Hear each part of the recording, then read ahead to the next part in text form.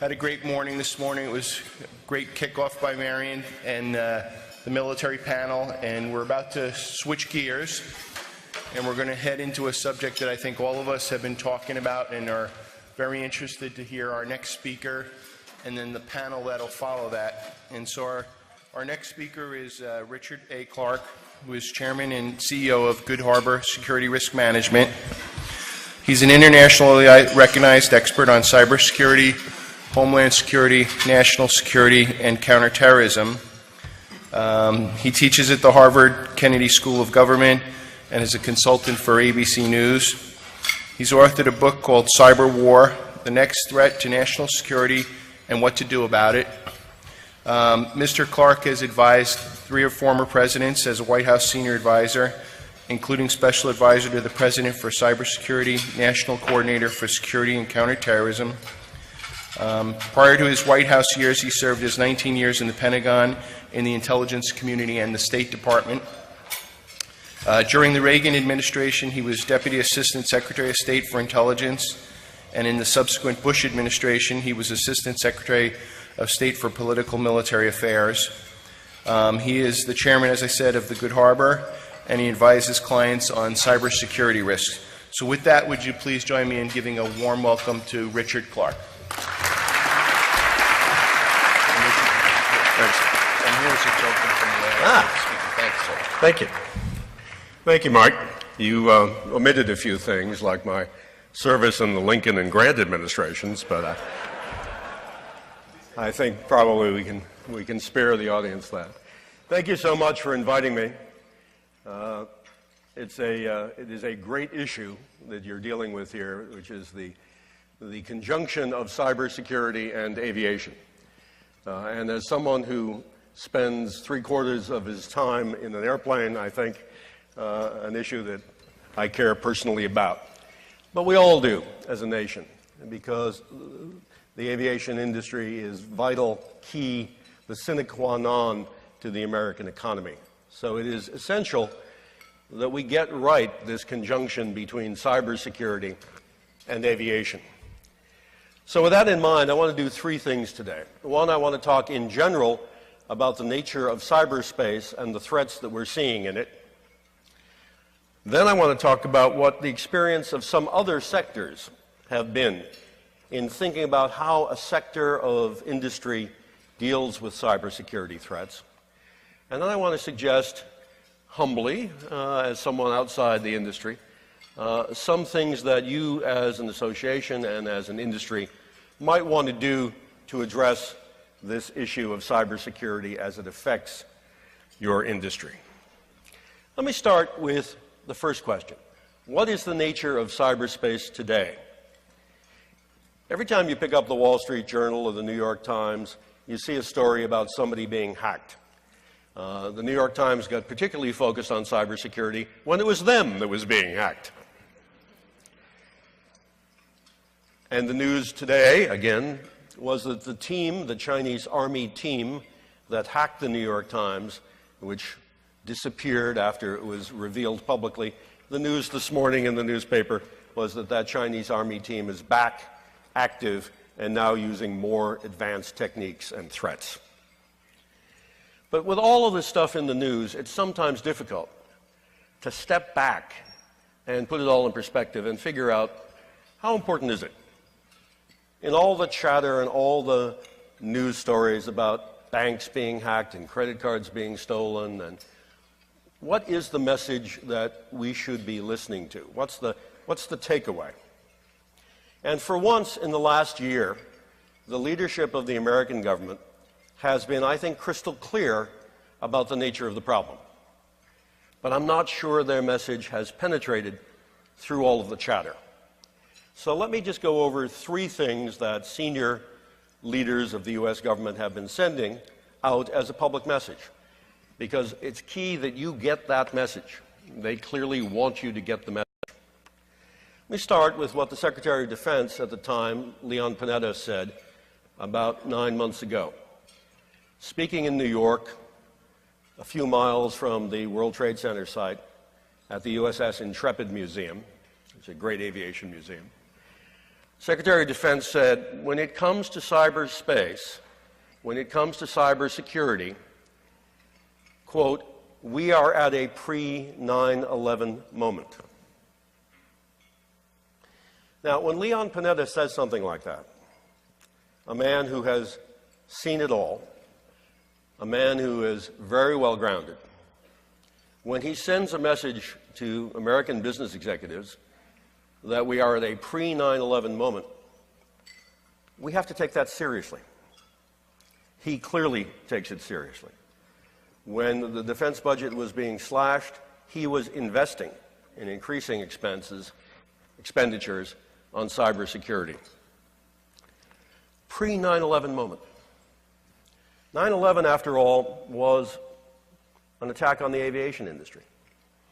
It was much more, but it was an attack on the aviation industry that it took a long time for the industry to recover from.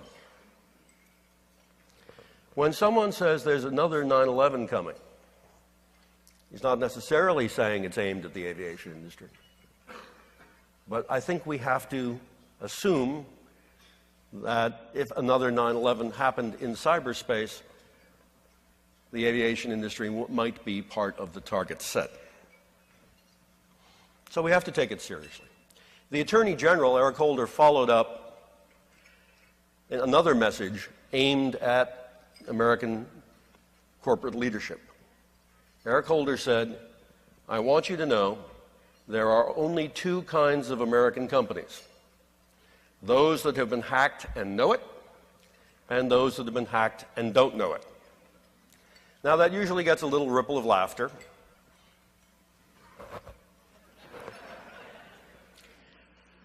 But it's an important message, because you have the chief law enforcement officer of the United States, the guy for whom the FBI works, sending you a message that your company has been hacked.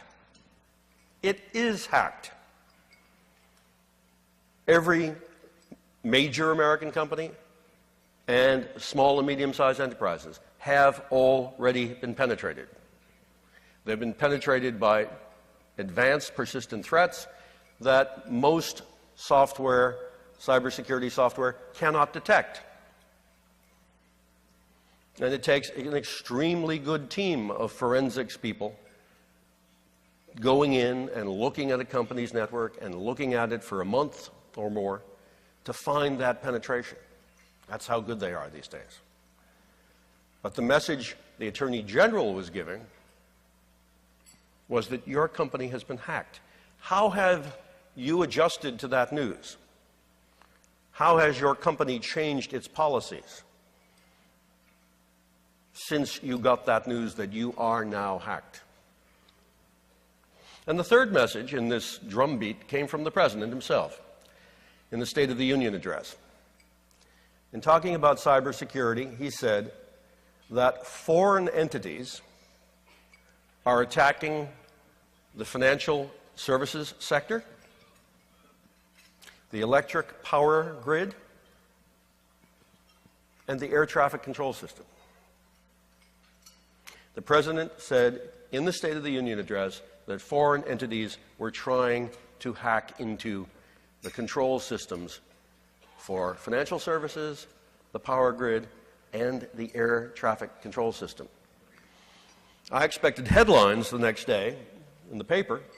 President declassifies secret information that the air traffic control system was being targeted by foreign entities.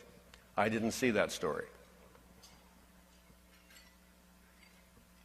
But it is true, and he declassified that fact, and we have to take into account now that we've been warned. You as an industry, have been warned. Your companies have been hacked. Foreign entities are doing it. They're going after the aviation industry. And it's not just about stealing intellectual property. It's not just the Chinese stealing your engineering designs, although they are doing that prodigiously.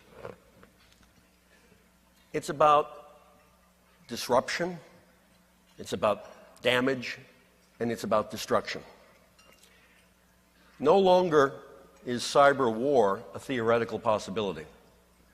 We've seen it in operation. There was a choice a couple of years ago on whether or not the United States or Israel should fly aircraft into Iran and blow up their nuclear enrichment facility at Natanz. And the decision was made not to do that, not to drop bombs, not to launch missiles against that facility. Instead of using bombs and bullets, Natanz was attacked by bits and bytes. A cyber war attack was launched on that nuclear facility that destroyed 800 nuclear centrifuges. A facility that was not connected to the internet, a facility that was air-gapped, was nonetheless the subject of a cyber attack that successfully destroyed 800 centrifuges and retarded the Iranian nuclear program by 6 to 9 months. Some people say that was your tax dollars at work. But if it was, the Iranians responded. The Iranians did two things to send a message. A, they attacked the Saudi oil company, Aramco.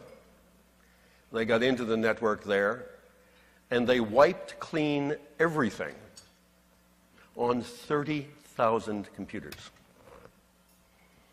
Blue screen of death on every endpoint, 30,000 endpoints wiped clean. The so-called Shamoon virus. And then the Iranians started attacking U.S. banks and using digital denial of service attacks to knock off the online banking functions at Wells Fargo and J.P. Morgan and Citibank and Bank of America and SunTrust and Capital One. Now, they all came back, but Iran sent us a message. Iran sent us a message that they too have cyber capabilities, and they don't like it when we attack them in cyberspace, because they can attack back. And then later, this year, we saw the North Koreans with a cyber attack that disrupted the second largest bank in South Korea and took 2 South Korean television networks off the air.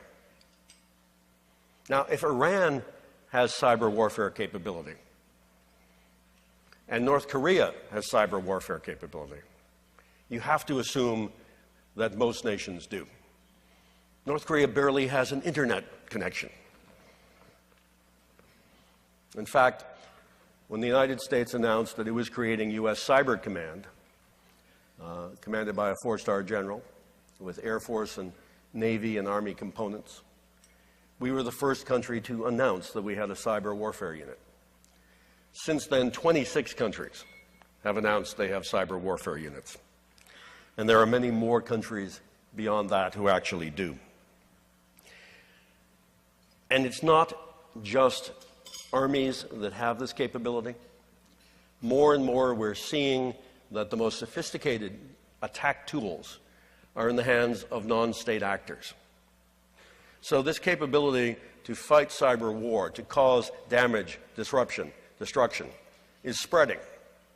It's spreading among nations, and it's spreading from nations down to non-state actors.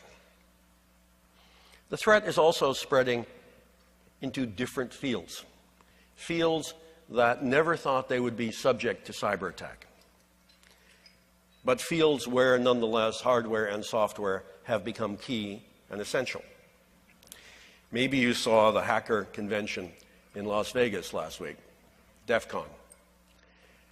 One of the most popular lectures at DEF CON this year was demonstrating how to hack into an automobile, how to hack a car, how a car driving down the freeway can be remotely attacked, have its brakes turned on remotely, have the door locks locked remotely, have the steering shift, have the airbag go off. That's not theoretical.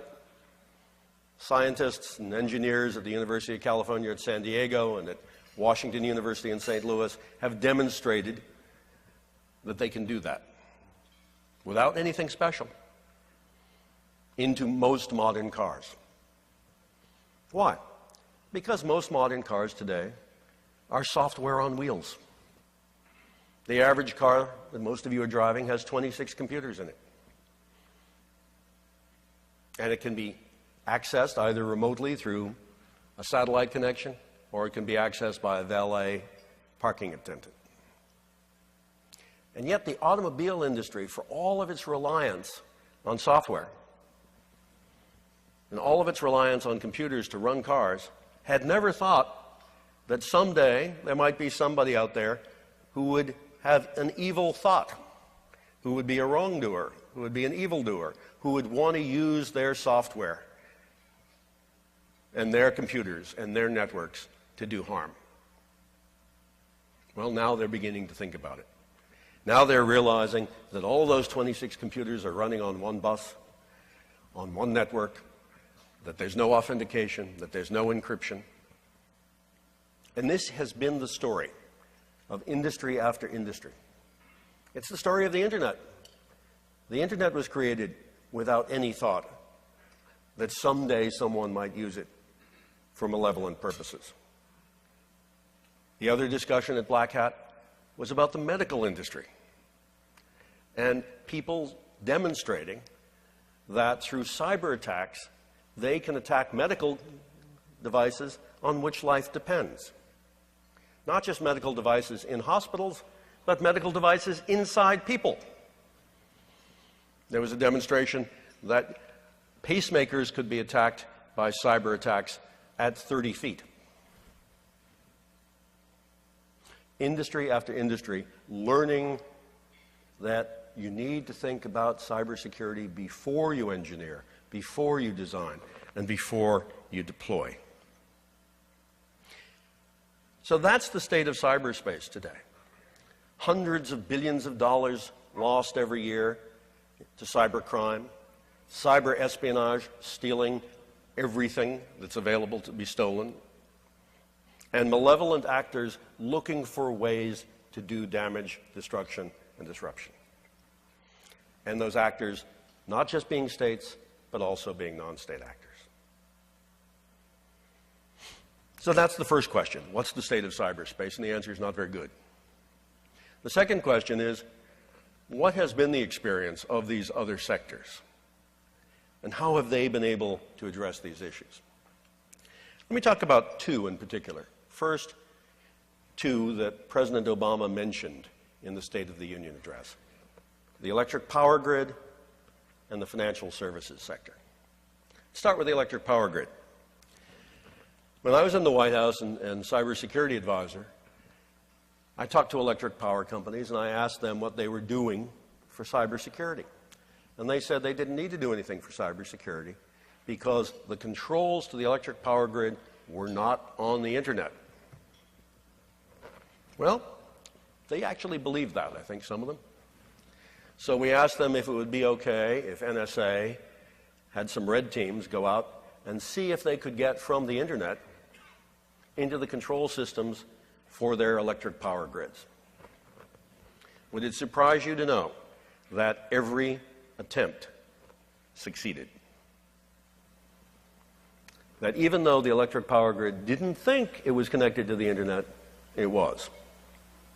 And in one very dramatic display at Idaho National Laboratory, they set up a simulated electric grid with a real live generator and attacked it from the Internet into the control systems of the network, and from there to the SCADA system, the digital control system for the generator, and gave the generator the kinds of commands that would cause it to fly apart. If you don't believe this, you can watch it on YouTube. Just Google Aurora Experiment Idaho National Labs, and you'll see the experiment up to the point where they stopped the generator because it was about to fly apart. And now, as the President has admitted, foreign entities are hacking their way into the control system for the electric power grid. They're not doing that to collect intelligence. They're not doing that to collect intellectual property.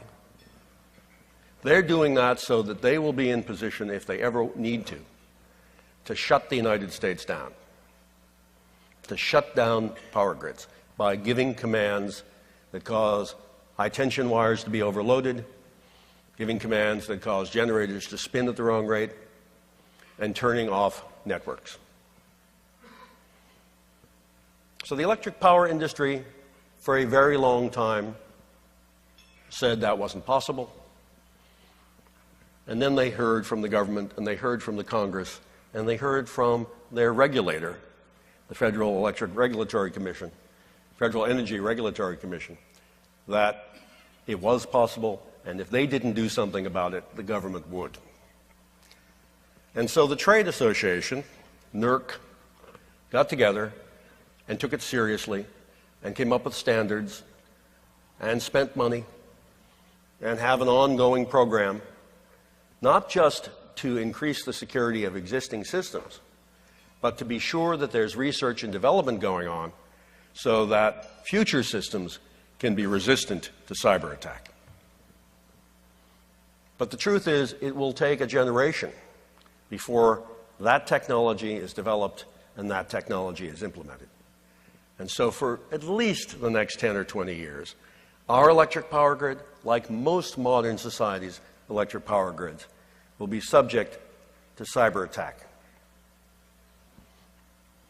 Now contrast that with the financial services industry. The financial services industry realized long ago that they wanted you banking online. Why? Because if you go in to a teller in a brick and mortar facility and you do a transaction, it typically costs the bank $7 or $8 to do that transaction. To pay for the teller, to pay for the brick and mortar, to pay for the bank guard. $7 or $8 for you to do a transaction. If they can get you to do it in an ATM machine in the supermarket, the cost of that transaction drops to 25 cents. If they can get you to do it online, it costs them a penny or less.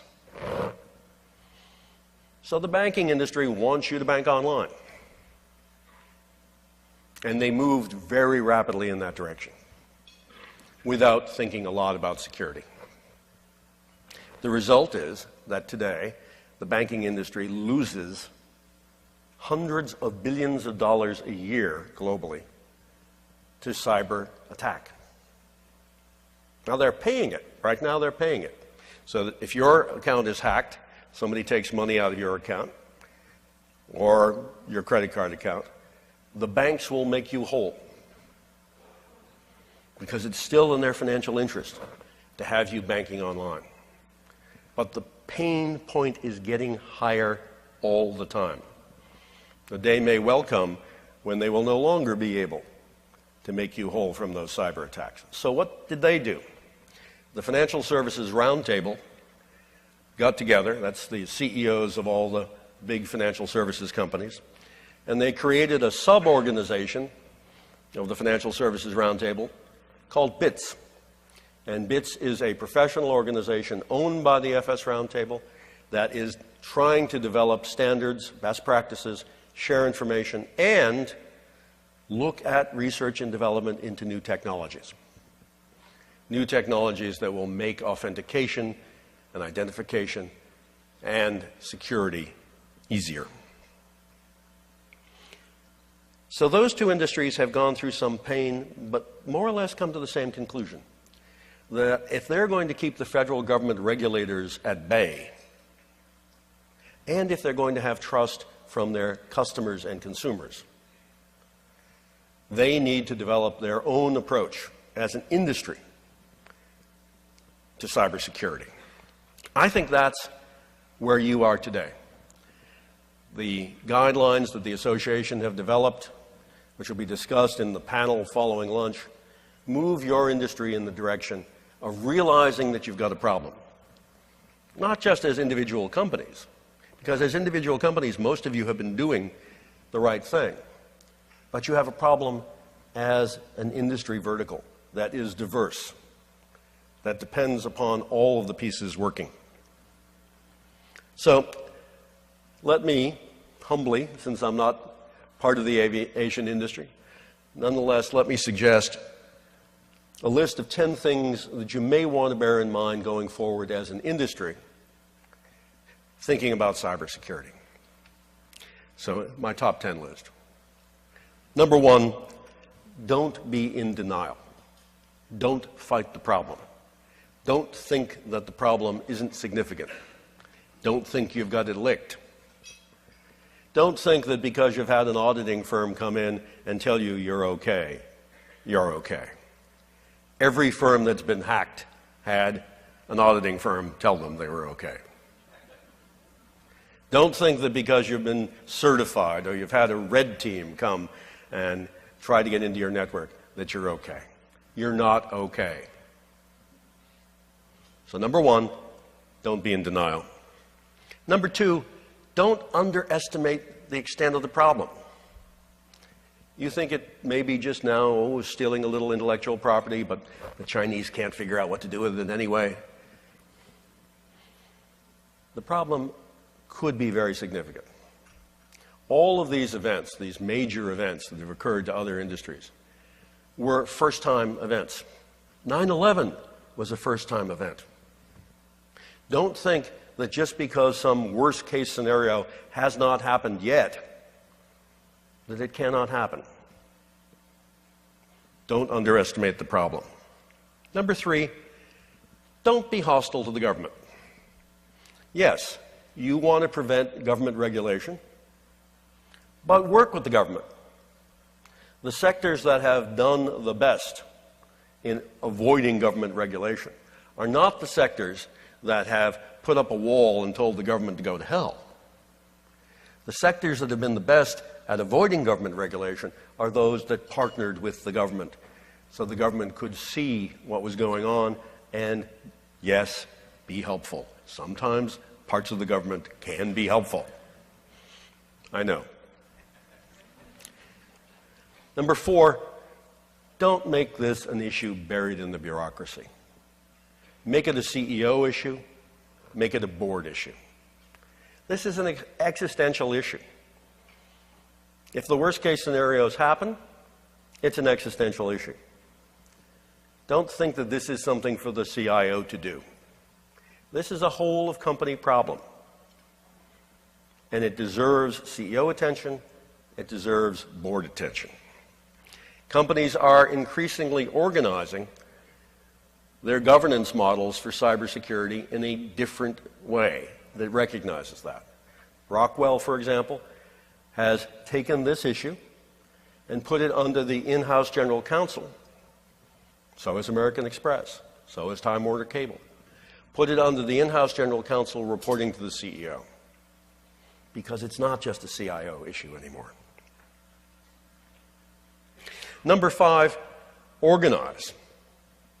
Organize, create an organization within the association or separately that can do all of the things necessary, that can do all of the information sharing through an ISAC function, but also can sponsor research and development, can identify new problems and share that information.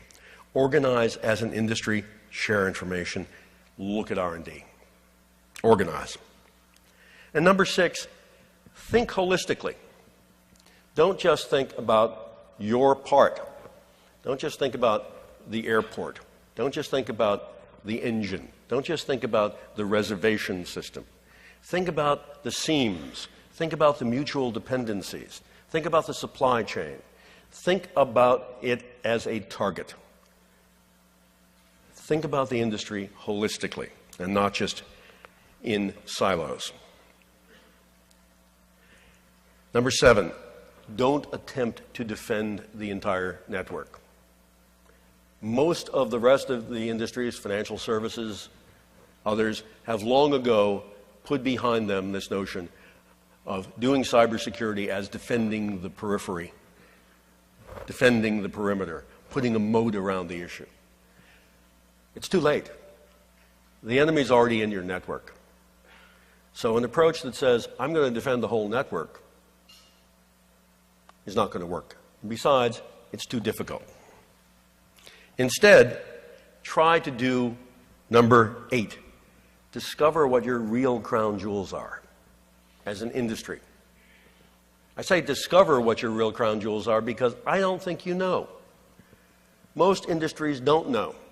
Most companies don't know what their crown jewels really are. You think you know, and you may have some of them right, but you need to go through a discovery process to really find those dependencies and what really is important to defend. And number 9, you also need to go through a discovery process to figure out what are the worst case scenarios. The 9/11 Commission said that the government had failed prior to 9/11. It had a failure of imagination. And that's what the 9/11 Commission said. A failure of imagination because they hadn't tried to envision all of the worst case scenarios and then defend against them. People are reluctant to do that. But as an industry, you need to get together and say, what could go wrong? Now, I know you don't want people talking about crazy scenarios in public, and you don't want to have the fear factor enter in. But in the quiet of closed rooms, get together and ask yourself, what is the worst case scenario? What would a cyber 9/11 look like against this industry? How could it be done? The people in this room know how it could be done. You need to talk to each other about it. You need to discover the worst case scenarios. And number 10, then the most important thing you can do as an industry is have a cybersecurity strategy as an industry. Have a strategy. Otherwise, you're just flailing. Have a strategy and have goals and have a timeline so that you can judge every year how you're doing in achieving that strategy. Because otherwise, you'll just be making activity. You can do this stuff forever. You can spend all your money on it, but you won't be achieving anything. So have a strategy and get the CEOs to buy into it.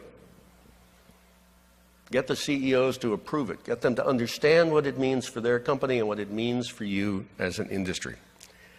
But don't think when you develop that timeline that there is an end to it, that there is an end point, because there isn't. One thing we know so far is that the technology that we have built, the internet technology that we have built, is going to be with us for the next 20 years. And it is inherently vulnerable, it is inherently unstable. And so for as long as you're in this business, this problem is going to be there and it's going to be constantly changing. If you do those 10 things, and you do them well as an industry, I think you can achieve a couple of things. You can keep government regulators at bay, but most importantly, you can keep this whole system, from the airports to the airlines to the manufacturers, safe and secure, so that when 5 years from now, 10 years from now, we look back and we say, well, was Leon Panetta right when he said there would be a cyber 9/11? We can all say happily, it never happened. Thank you very much.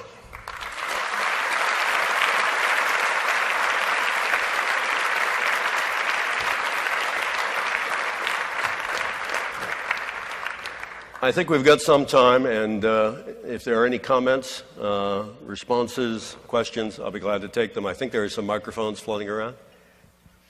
Some microphones in the back. The first person to ask a question gets a prize.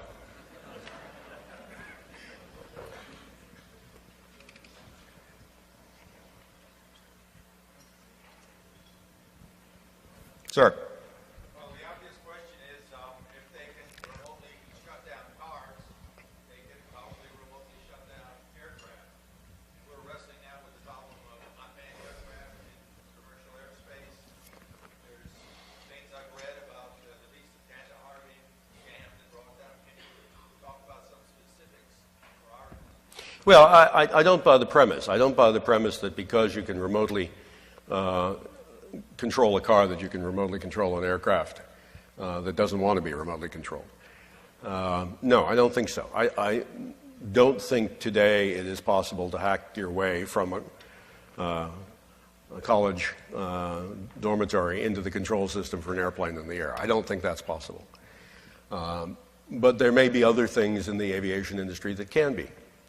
You asked specifically about the Beast of Kandahar, which, and in the story that it may have been hacked, a U.S. drone over Iran may have been hacked. CIA and the Pentagon said when that drone landed in Iran that the Iranians were lying and that it had not been hacked. Iranians lying, I buy. The fact that the drone wasn't hacked, I'm not so sure. I'm not so sure. We have seen in the past U.S. Predator flights where encryption wasn't operating and where third parties, individual citizens in various countries, were able to tap into the video stream from predators. There are ways, I think most of you know, of dealing with GPS signals. And while it's harder to do things to the military GPS signal, it's not impossible. So I think there is concern as we go increasingly reliant on UAVs. And you've heard the predictions that we were building our last fighter plane, our last manned fighter plane. I hope that's not true. But clearly, the industry is heading more and more in the direction of UAVs, and they are more susceptible to hacking than other aircraft. So I think it is an area of concern.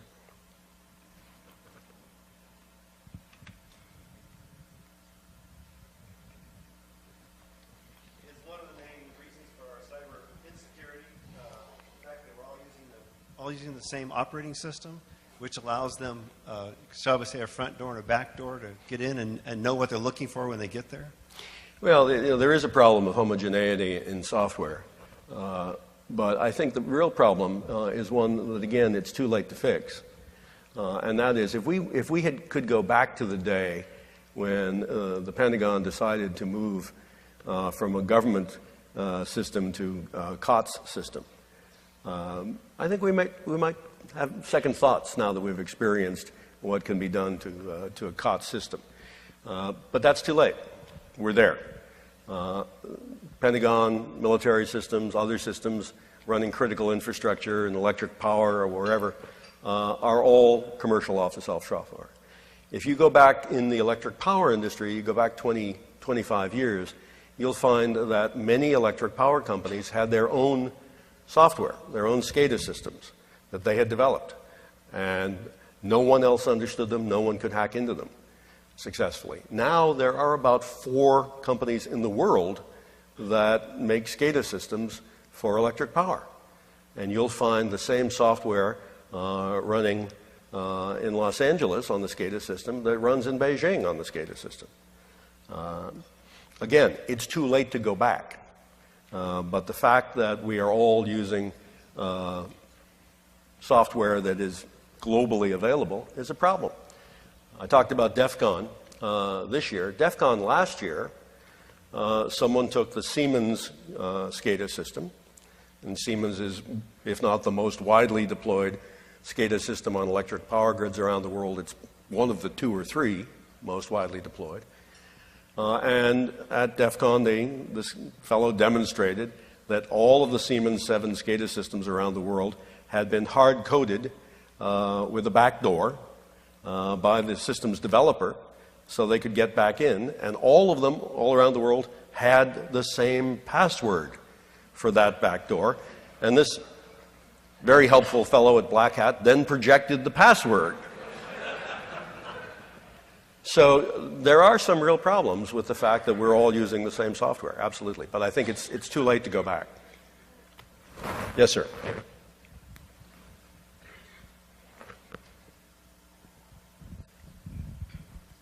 Do you have any idea what the magnitude of investment in this country is into computer science R&D that's going to actually help us in this area? Well, I can't give you a dollar figure for investment in IT security R&D, but I can tell you it's infinitesimal compared to what it needs to be. I was at the headquarters of a very large software company a couple of years ago and met with the vice president for R&D, and he had a very large budget. And I was impressed by that, and I said, what percentage of it is for cybersecurity? And I was not impressed by the answer, because it turns out that most of the R&D budget was for the Xbox. No, we're not investing anywhere near enough. And we're investing largely through venture capital companies in cybersecurity startups that come up with a commercial product that addresses one aspect of cybersecurity. And that frequently is good, because these startups frequently are at the cutting edge and coming up with new technologies and competing with the large firms that are already out there that sometimes get sleepy. But the fundamental basic research in such questions as, can we replace the internet? Can we have something other than the TCP packet switch system? Can we have something that is inherently secure? There's almost no money going into that. And so when you look out into the future and you say, well, maybe 20 years from now we'll have something that's more secure. Well, the only way you do that is by starting to invest in it now. And as your question suggests, the R&D budget for fundamental change in the nature of the cyber world isn't there. Nor, by the way, are we spending enough money as a country in cybersecurity education. You know, the Chinese are able to hack into all of our networks because they are turning out hundreds of thousands of cybersecurity trained people year after year. And our number is in the low thousands. And our requirement for trained people is huge. The number of cybersecurity jobs that go unfilled or go by filled, that are filled by people who are not qualified in this country, it's an enormous problem. And again, we're not going to solve the overall problem until we invest in R&D and education. Yeah. Sir, so one of the problems that I've been having is that in my space community, and I've talked to as a keynote in several conferences to space developers, and they seem to think of this as still being sort of information assurance or a software problem, and they're not understanding the fact that people are now using the software as a vector into the control systems for their physical systems. When they get the message, they're horrified, and they feel even more helpless. So my question to you is basically, where do you tell people to start? How do we prioritize the risk? We can't do everything all at once. And you mentioned a little bit when you said crown jewels, so maybe you can pick up there.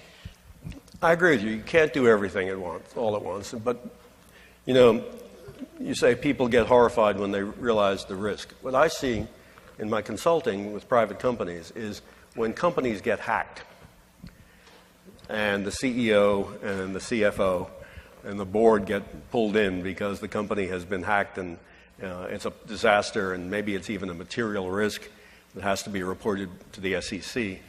When that happens, the CEO gets religion. And when that happens, they're willing to spend money on cybersecurity, and frequently they spend it in the wrong ways. And so what I try to tell these people is, begin by this discovery process. You can't defend everything. You have to prioritize your risk. And the discovery process is twofold. To discover what your crown jewels are, and that's not just by sitting around and asking, there's a process to figure that out. And then discover what your worst case scenarios are. And there's a process to figure that out. And if you can defend your crown jewels better, and if you can mitigate the risk of the worst case scenarios, that's all you can hope for. This is about risk mitigation. It's not about absolute prevention. One more question.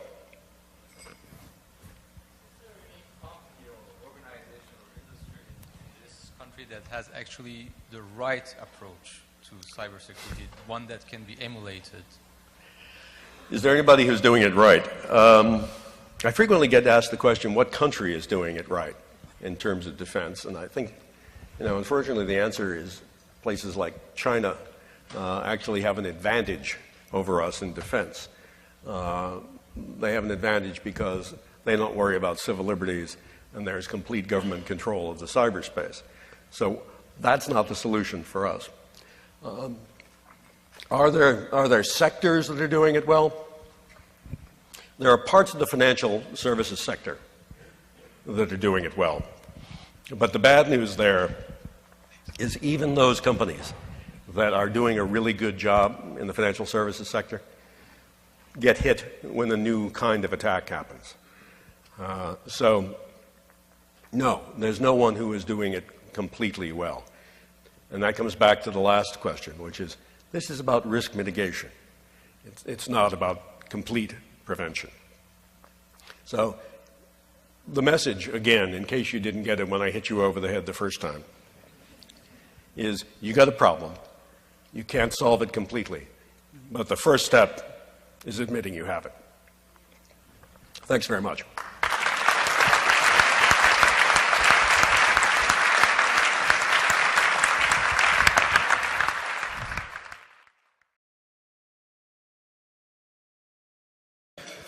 Had a great morning this morning. It was a great kickoff by Marion and the military panel, and we're about to switch gears, and we're going to head into a subject that I think all of us have been talking about and are very interested to hear our next speaker and then the panel that'll follow that. And so our next speaker is Richard A. Clarke, who is Chairman and CEO of Good Harbor Security Risk Management. He's an internationally recognized expert on cybersecurity, homeland security, national security, and counterterrorism. He teaches at the Harvard Kennedy School of Government and is a consultant for ABC News. He's authored a book called Cyber War, The Next Threat to National Security and What to Do About It. Mr. Clarke has advised 3 of former presidents as a White House senior advisor, including special advisor to the President for Cybersecurity, National Coordinator for Security and Counterterrorism. Prior to his White House years, he served as 19 years in the Pentagon, in the intelligence community, and the State Department.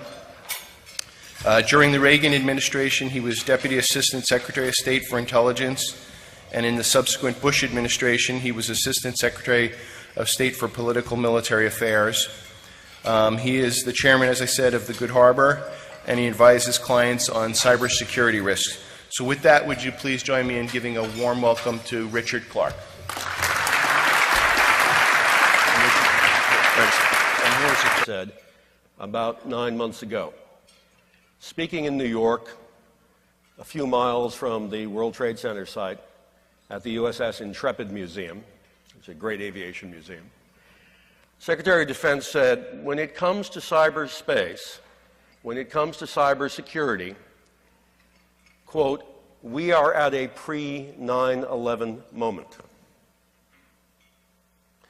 Now, when Leon Panetta says something like that, a man who has seen it all, a man who is very well grounded, when he sends a message to American business executives that we are at a pre-9/11 moment, we have to take that seriously. He clearly takes it seriously. When the defense budget was being slashed, he was investing in increasing expenditures on cybersecurity. Pre-9/11 moment. 9/11, after all, was an attack on the aviation industry. It was much more, but it was an attack on the aviation industry that it took a long time for the industry to recover from. When someone says there's another 9/11 coming, he's not necessarily saying it's aimed at the aviation industry. But I think we have to assume that if another 9/11 happened in cyberspace, what is the nature of cyberspace today? Every time you pick up the Wall Street Journal or the New York Times, you see a story about somebody being hacked. The New York Times got particularly focused on cybersecurity when it was them that was being hacked. And the news today, again, was that the team, the Chinese army team that hacked the New York Times, which disappeared after it was revealed publicly, the news this morning in the newspaper was that that Chinese army team is back, active, and now using more advanced techniques and threats. But with all of this stuff in the news, it's sometimes difficult to step back and put it all in perspective and figure out how important is it? In all the chatter and all the news stories about banks being hacked and credit cards being stolen, and what is the message that we should be listening to? What's the takeaway? And for once in the last year, the leadership of the American government has been, I think, crystal clear about the nature of the problem. But I'm not sure their message has penetrated through all of the chatter. So let me just go over three things that senior leaders of the U.S. government have been sending out as a public message, because it's key that you get that message. They clearly want you to get the message. Let me start with what the Secretary of Defense at the time, Leon Panetta, said. The aviation industry might be part of the target set. So we have to take it seriously. The Attorney General, Eric Holder, followed up another message aimed at American corporate leadership.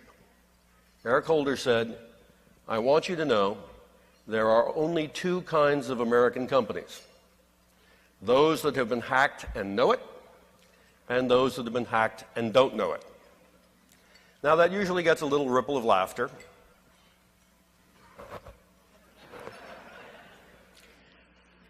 But it's an important message, because you have the chief law enforcement officer of the United States, the guy for whom the FBI works, sending you a message that your company has been hacked. It is hacked. Every major American company and small and medium-sized enterprises have already been penetrated. They've been penetrated by advanced persistent threats that most software, cybersecurity software, cannot detect. And it takes an extremely good team of forensics people going in and looking at a company's network and looking at it for a month or more to find that penetration. That's how good they are these days. But the message the Attorney General was giving... Thank you. Thank you, Mark. You omitted a few things, like my service in the Lincoln and Grant administrations, but I think probably we can spare the audience that. Thank you so much for inviting me. It is a great issue that you're dealing with here, which is the conjunction of cybersecurity and aviation. And as someone who spends 3/4 of his time in an airplane, I think an issue that I care personally about. But we all do as a nation, because the aviation industry is vital, key, the sine qua non to the American economy. So it is essential that we get right this conjunction between cybersecurity and aviation. So with that in mind, I want to do three things today. One, I want to talk in general about the nature of cyberspace and the threats that we're seeing in it. Then I want to talk about what the experience of some other sectors have been in thinking about how a sector of industry deals with cybersecurity threats. And then I want to suggest, humbly, as someone outside the industry, some things that you as an association and as an industry might want to do to address this issue of cybersecurity as it affects your industry. Let me start with the first question.